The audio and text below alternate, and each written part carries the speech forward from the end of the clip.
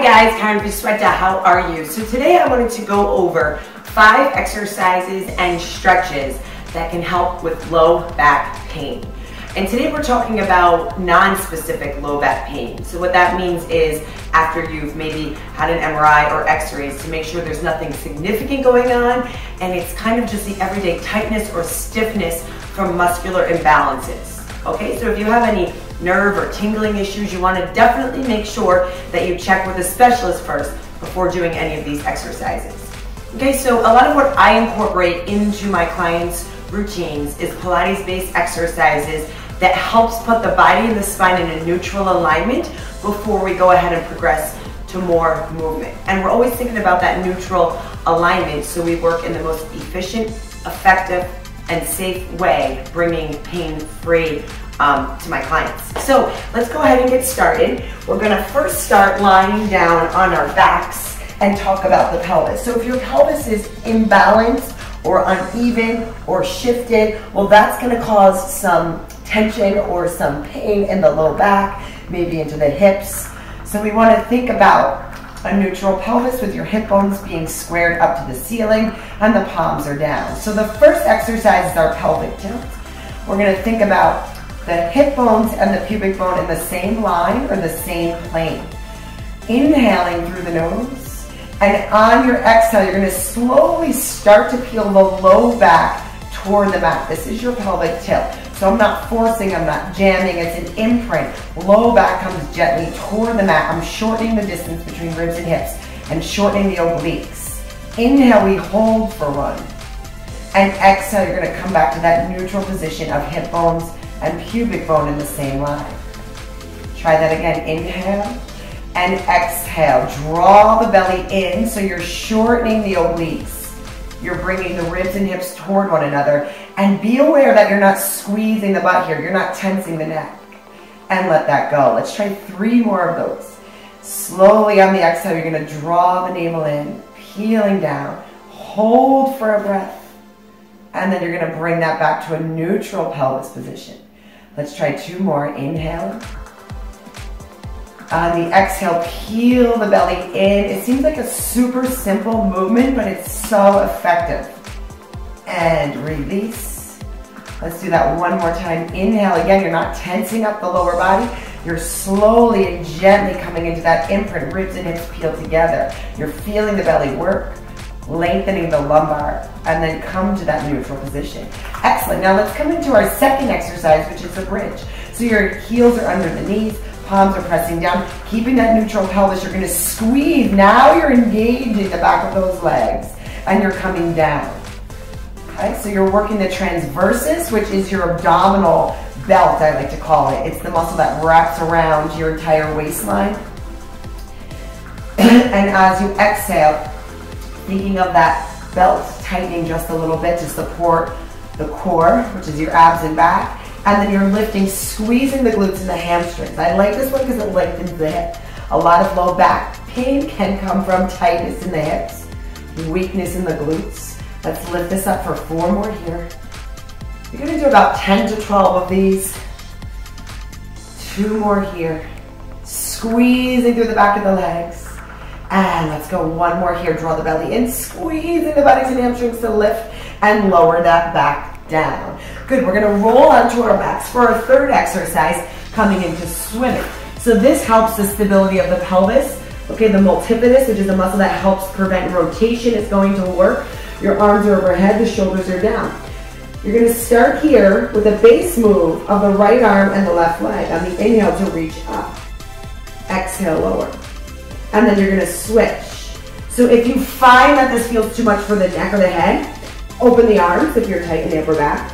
Otherwise, you can stay here. Now, the key for this, the alternating arm and leg lift, looks again like a simple movement, guys, but it's definitely not. If we have some imbalances, it's difficult to lift the leg. You've got to fire the glute and the hamstring. Keep the knee extended. Lift with the hip bone staying grounded and come down. Okay, so again, if this is feeling too much, you can do just the legs or just the arms. Let's go for 4 more here.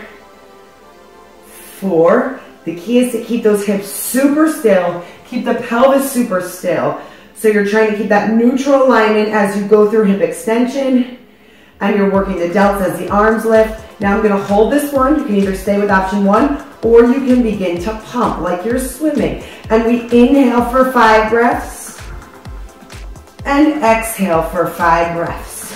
For 4, draw the belly in. We don't wanna feel this in the low back. And 3, and 2, and 1. Bring that down. Press back to a little shell stretch. Okay, so that swimming movement, starting with that base move of just alternating, or the more flowing movement if you need a little more, is great to stabilize the pelvis and lengthen those hips. We're gonna come into Murdo, which is next. Your palms are under the shoulders, knees are under the hips. Again, you're alternating arm and leg. This time on the knees, a little more stability and balance challenge, and return. Okay, again, thinking about not how high we can lift the legs, thinking of the length. We don't want to rotate through the pelvis. Draw the belly in. Fire the back of the legs, and find that nice reaching movement. We're going to go for 4 more here. 4. If your balance is shaky, just do an arm and then a leg. You don't have to do these together. So you can always break down the moves. The key is, guys, to keep moving, right? If you sit all day at a desk or driving in a car, your hips are going to get tight. It'll give you a little more pull on that lumbar, and you'll start to feel the effects of low back pain, weakness, sore, stiffness. Let's try 1 more on each side. And finishing here. And bring that down. Awesome. All right, so now I'm going to come onto the back. This is a Pilates ring. If you don't have a ring, just use a bath towel, loop it around the bottom of your foot. Okay, this is an awesome exercise my clients love. Or should I say stretch, to stretch the back of the leg. Flexing the foot, you're just going to hold this here. If you're a little tight in the hamstring, the knee may bend. You don't want to force or pulse, just breathe. Aim that up. Okay, you can even bend this knee in if you're feeling too much of a pull. Okay, this, again, looks simple, but when it's tight, super intense. All right, so the next one, I'm gonna have you walk that leg out just slightly. I don't want you to go too far that this is all coming up. Remember, we wanna think of the neutral pelvis. We're always thinking of the alignment. Breathing into the inner thigh, holding for a few breaths. And then everybody's favorite, when you take the same leg, you wanna lengthen that leg on the mat, opposite hand holds on, opposite arm comes out, cross this leg over the middle end of the body. Now you're gonna feel the back of that long leg into the glute, down through the side of the leg, releasing any tightness that we may have, breathing. And again, you're gonna hold for a few breaths and then come to the other leg. Let's try that here. So bring it up. You can bend the opposite leg in for more support. Notice what your foot is doing here. Try to keep the energy moving from the heel. If you tend to turn in or out, again, think of that alignment. So it's hip, knee, and ankle. I'm always having you focus on the form, okay, before we progress on. And also, guys, if you're one that does a lot of squats, boot camps, CrossFit, spinning, so important to add this type of movement to your workout, not only to ease your back pain or any stiffness, but to help your performance. Okay, bring this leg out. You'll be surprised of how much further you can squat or go into your jump squats with the flexibility increase into your hips, into your hamstrings. You'll be more efficient, and you'll really see your performance start to improve, your speed and agility, right? Because when you're tight, that switches up. That's going to inhibit you to progress. So it's so important to cross-train. Breathe, and good. So guys, those are just 5 simple moves that you can do on a daily basis.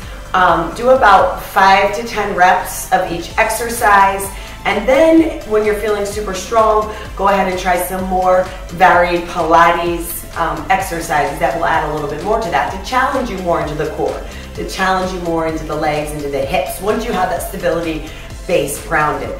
And I'm going to post a link to my Pilates workouts here, where I have over 100 videos on my YouTube channel that you can go ahead and begin. So you'll feel better, not only in your body, but in your mind. So once you get the connection of mind, body, and muscle, guys, your performance, your energy levels, and your pain will go away, and your energy levels will increase. You'll just feel so much better. So guys, take care of that back. Make sure on a daily basis that you're aware of your form, of your posture. Make sure to incorporate Pilates or yoga into your routine, because I promise you, you're gonna feel so much better. Have an amazing day, and I will see you real soon for another workout or tip. Take care.